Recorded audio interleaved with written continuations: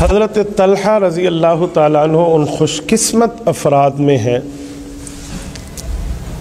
جو ابتدائی دور پر 8 بندے جب حضور پاک پر ایمان لائے، ان 8 میں یہ ایک ہیں، اور انہوں نے سختیاں بہت جھیلی ہیں۔ یہ اور حضرت ابوبکر صدیق رضی اللہ، آہستہ ٹھیک نہیں، خواہ تیز کرنا، ایک دفعہ ٹھیک ہے، آہستہ ضرورت ہے تیز کرنا، یہ سامنے بیٹھے نہیں نہ کو سنو، بہرحال کہیں کو نہ سنو۔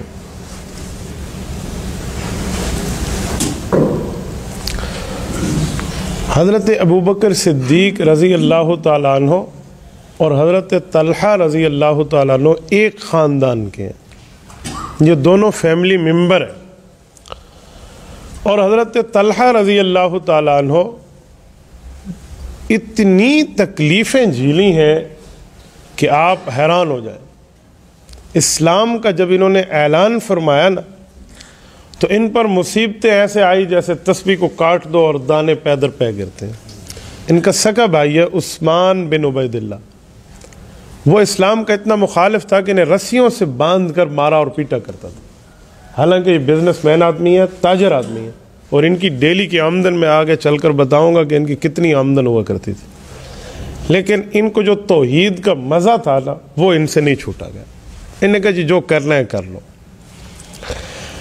حضرت طلحہ رضی اللہ تعالیٰ عنہ ابتدائی اسلام میں جب داخل ہو رہے ہیں، والد کا نام عبید اللہ ہے، والدہ کا نام صعبہ ہے، قبیلہ بنو تمیم ہے، اور رسالت میں آپ صلی اللہ علیہ وآلہ وسلم کے اتنے قریبی بنے تھے کہ اپنی تجارت میں رسول اللہ صلی اللہ علیہ وسلم کا باقاعدہ ہدیہ رکھا کرتے تھے۔ جس وقت رسالت مآب علیہ السلام نے ہجرت فرمائی ہے نا، تو حضرت طلحہ اس وقت ملک شام گئے ہوئے تھے اور ملک شام سے واپس آ رہے تھے، اور ان کے پاس تجارتی سامان تھا اپنا ذاتی۔ آپ علیہ السلام مکہ سے مدینہ ہجرت کے راستے پہ ہیں، جو خفیہ سفر ہے، اور حضرت طلحہ شام سے مکہ آ رہے ہیں، اور یہ بھی اسی سفر سے ہی مدینہ سے ہوتے ہوئے مکہ مکرمہ آ رہے ہیں۔ راستے میں ملاقات ہو گئی۔ اس موقع پہ اللہ کے رسول صلی اللہ علیہ وسلم نے اپنے اس راز سے بھی رازدار بنایا کہ میں اور ابو بکر مدینہ جا رہے ہیں، حالانکہ اس موقع پر یہ راز کسی کے سامنے ظاہر نہیں ہوا تھا۔ آپ علیہ السلام کے پاس جو چیزیں تھیں اور حضرت ابوبکر صدیق نے جو کچھ ہدیہ کی تھی، حضرت طلحہ نے ان کو دیکھ کے اندازہ لگایا، تو عرض کیا یا رسول اللہ اگر آپ اجازت دیں تو میں اپنے مال سے کچھ ہدیہ میں پیش کرنا چاہ رہا ہوں، آپ کا سوٹ، اس میں جو آپ کو اچھا لگے آپ کپڑے اٹھا لیں، جو کھانے کی چیز ہو، یعنی ضرورت کے مطابق رسالت مآب علیہ السلام کو وہاں ہدیہ پیش کیا۔ مکہ مکرمہ آئے اور یہ سب کو اپنے مال وغیرہ میں جس کا لینا دینا تھا وہ کیا، حساب کلیئر، اور فوراً مدینہ طیبہ واپس آ گئے۔ یعنی آپ اندازہ لگے اس بندے نے یہ نہیں دیکھا کہ ابھی مکہ مکرمہ آیا ہوں، اپنا سامان لے کر آیا ہوں، 1 سال کی تجارت چلے گی، اس میں کچھ ذرہ برابر بھی معاملہ نہیں دیکھا، اور سارے کا سارا اسلام پہ لگانے کے لیے لگا کر رسول اللہ کے پاس مدینہ طیبہ پہنچ گئے۔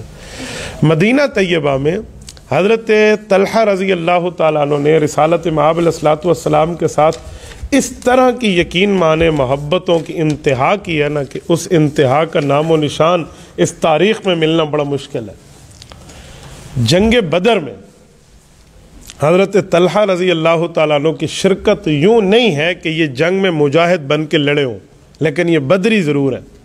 آپ کہیں گے بدر میں لڑے نہیں ہیں تو بدری صحابی کیسے ہیں؟ امیر کی تشکیل میں کوئی مجاہد کسی جگہ چلا جائے اور وہ جہاد میں شریک نہ ہو، ان دنوں میں امیر کی تشکیل میں ہو تو وہ بھی مجاہد شمار ہوتا۔ جیسے حضرت عثمان رضی اللہ تعالیٰ بدر میں شامل نہیں تھے، لیکن بدری صحابہ انہیں شمار کیا گیا۔ کیوں؟ حضور علیہ السلام کی تشکیل تھی کہ آپ کی جو بیوی میری بیٹی حضرت رقیہ رضی اللہ تعالیٰ عنہ ہے، ان کی خدمت آپ کریں، تو اس امیر کی اطاعت میں تھے، اس لیے بدری شمار ہوئے۔ حضرت سعید ابن زید اور حضرت طلحہ رضی اللہ تعالیٰ عنہما کو بھی اللہ کے رسول صلی اللہ علیہ وسلم نے قافلے کی جستجو کے لیے بھیجا تھا کہ آپ وہاں جائیں، ان کی معلومات لے کر آئیں، وہ جو دشمن کا قافلہ آ رہا ہے اس کے بارے میں ہمیں کچھ بتائیں۔ تو یہ بھی اطاعت امیر میں شامل تھے، بدر میں شامل نہ ہوئے، لیکن انہیں مال غنیمت کا حصہ دے کر بدری شمار کیا گیا۔ اس کے بعد جنگ احد ہوئی ہے۔ جنگ احد میں حضرت طلحہ رضی اللہ تعالیٰ عنہ کی کامیابیاں اور ان کی وہاں پر مجاہدانہ کاروائیاں ایک طرف، اور باقی جہاد میں باقی لوگوں کے معاملات اگر ایک طرف کہیں تو شاید بے جا نہ ہو۔ جب کافروں کی طرف سے دوسری بار حملہ ہوا تھا نا احد میں آخر میں، تو رسالت مآب علیہ السلام کے دفاع میں یہ خود پیش ہوئے تھے۔ یقین مانے میں نے تاریخ سے ان کے زخم شمار کیے ہیں کہ ان کو جسم کے کس کس حصے پر تیر کا، تلوار کا، نیزے کا، روم کا زخم لگا ہے، کوئی 64 سے لے کر 75 تک کے زخموں کی تعداد بنتی، یہ ایک جنگ میں، یہ رسالت مآب علیہ السلام کے دفاع میں۔ اور یہ جو بایاں ہاتھ ہے نا، اس کی 3 انگلیاں بالکل شل ہو گئی تھی، پوری زندگی استعمال نہ ہو سکی، یہ ہاتھ شل ہو گیا، یعنی ایسے تیروں کو روکا ہے۔ وہ تیر یہ نہیں ہوتے تھے جو آپ اور ہم تیر دیکھتے ہیں۔ اس تیر کو آپ نے دیکھنا ہو تو کبھی ترکی جائیے، استنبول کے توپ کاپے میوزیم کا وزٹ کیجیے اور وہاں کے تیر کو دیکھیے، قد آدم جتنا تو آپ کو تیر نظر آئے گا۔ ایسے انداز سے بندہ حیران ہو جاتا ہے، اتنے بڑے بڑے تیر ہوتے ہیں، ایک بڑی عمر کے بچے جتنے تو آپ کو تیر کمان کی ترتیبیں نظر آئیں۔ یعنی آپ علیہ السلام کو انہیں اکیلے میں یوں دفاع کیا۔ حضرت عمر رضی اللہ عنہ فرماتے تھے صاحب احد طلحہ بن عبید اللہ، جیسے مین آف دا میچ کہتے ہیں نا کہ اس میچ کا یہ فلاں بندہ آج کا جو ہے گرو ہے اور یہاں کا بڑا ہے، تو اس جنگ کا جو ہیرو قرار دیا ہے صحابہ میں تو حضرت طلحہ کو قرار دیا۔ کہیں اس بندے نے جو اس دن کارنامے سر انجام دیے ہیں نا، رہتی دنیا تک ایک مثال ہے، پورے جسم پر زخم کھائے اور ہاتھ ایک شل ہو گیا، ایک ہاتھ سے اللہ کے رسول کا دفاع کیا۔ رسالت مآب صلی اللہ علیہ وآلہ وسلم کے ساتھ اس احد میں حضرت طلحہ رضی اللہ تعالی عنہ کے ساتھ سینہ سپر ہو کے لڑنے پہ حضور علیہ الصلوۃ والسلام کی طرف سے انہیں خیر کا لقب ملا تھا کہ یہ میں صحابہ میں خیر صحابی ہے۔ اور یہ واحد مخصوص دن حضرت طلحہ کا وہ ہے جس کے لیے علماء نے لکھا ہے کہ پوری زندگی کی نیکیاں ایک طرف اور حضرت طلحہ کی یہ ایک دن میں رسالت مآب کا تحفظ ایک طرف۔ اس کے علاوہ بھی اور جنگوں میں شامل ہیں، بیعت رضوان میں شامل ہے، جن کو اللہ نے فرمایا میں ان سے راضی ہوں جنہوں نے درخت کے نیچے حضور پاک کی بیعت کی تھی۔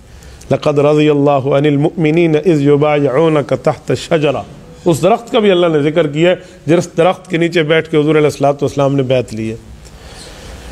اس کے بعد فتح مکہ میں بھی شامل ہے، جنگ تبوک میں بھی شامل تھے، اور جنگ تبوک پر حضرت عثمان ذو النورین رضی اللہ تعالیٰ عنہ کے ساتھ جو دوسرے نمبر پر آ کر بڑھ کے مال و دولت پیش کرنے والے تھے نا مجاہدین فی سبیل اللہ کے لیے، وہ حضرت طلحہ رضی اللہ عنہ۔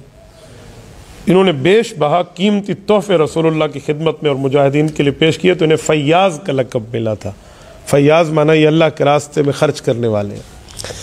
اچھا، اس کے ساتھ آخری حج جو رسول اللہ صلی اللہ علیہ وسلم نے کیا ہے، اس آخری حج میں بھی حضرت طلحہ رضی اللہ تعالیٰ آپ علیہ الصلوۃ والسلام کے ہم رقاب ہیں۔ خطبہ حجۃ الوداع یہ حضرت طلحہ رضی اللہ تعالیٰ عنہ حضور پاک علیہ الصلوۃ والسلام کے ساتھ ہے۔ یعنی بدر سے لے کر تبوک تک جتنے غزوہ میں رسول اللہ صلی اللہ علیہ وسلم نے سفر فرمایا ہے، حضرت طلحہ رضی اللہ تعالیٰ عنہ کا ساتھ آپ کو وہاں پر بڑی آسانی سے ملے گا۔ اور اگر ان کے اخلاق کی بات کریں، ان کے عادات کی بات کریں، اوصاف کی بات کریں، تو ان کی نیت کے اخلاص پر قرآن کریم کی آیت اتری ہے۔ سورت نمبر 33 سورت احزاب، اس کی آیت نمبر 22، 21ویں پارے کا آخری صفحہ۔ یہ آیت تب اتری جب حضرت طلحہ رضی اللہ عنہ نے ایک منت مانی اور اس کو پورا کیا، اور اس کے بعد وہ اسلامی منت پوری کر کے جب آپ علیہ السلام کی خدمت میں آئے تو آیت اتری من المؤمنین رجال صدقوا، مؤمنین میں صحابہ میں ایک طبقہ وہ ہے جنہوں نے اپنے وعدے کو یوں سچ کر نبھایا۔ ما عاہد اللہ علیہ، حالانکہ انہوں نے اللہ سے وعدہ کیا تھا، اللہ حضور پاک علیہ السلام پر یہ بات کھول رہے ہیں۔ فمنہم من قضا نحبہ، کچھ لوگ اپنی نظر پوری کر چکے، ومنہم من ینتظر، اور کچھ ابھی باقی ہیں۔ حضرت طلحہ رضی اللہ تعالیٰ بیٹھے تھے تو آپ علیہ السلام نے فرمایا طلحہ تو بھی انہی میں ہے۔ یہ فتح الباری میں امام ابن حجر اسقلانی رحمہ اللہ یہ روایت لائے ہیں۔ تو حضرت طلحہ رضی اللہ تعالیٰ عنہ کے ساتھ اس طرح ان کی محبت اور پیار رسول اللہ صلی اللہ علیہ وسلم کے ساتھ تھا۔ ایک غزوہ ہے ذات القرد، اس میں جا رہے تھے تو جس جگہ رسالت مآب کا پڑاؤ ہوا نا کچھ دنوں کے لیے، وہاں پر دشمن کے کنویں تھے پانی پینے کے لیے، وہاں اپنے ساتھیوں میں کسی کا کنواں نہیں تھا۔ یابسان مالح ایک کنویں کا نام ہے کہ اس کا پانی اچھا تھا، اس کنویں کو اپنے پیسوں سے خرید کر، حالانکہ چند دنوں میں رہنا تھا، تو مسلمانوں پر وقف کرنا، یہ حضرت طلحہ رضی اللہ عنہ کا ایک عظیم کارنامہ ہے۔ حضرت